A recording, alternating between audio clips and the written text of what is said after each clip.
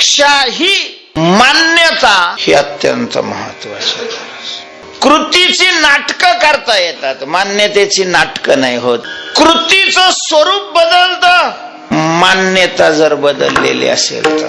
सात्विक कर्माचं राजस तामस कर्म होतं केवळ मान्यतेवर.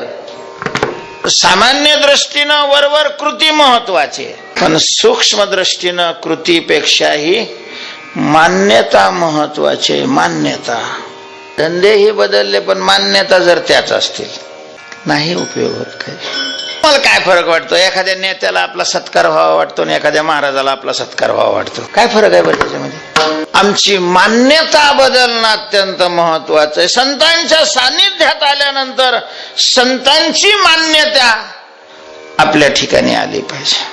संतांच्या मान्यतेचं संक्रमण झालं पाहिजे.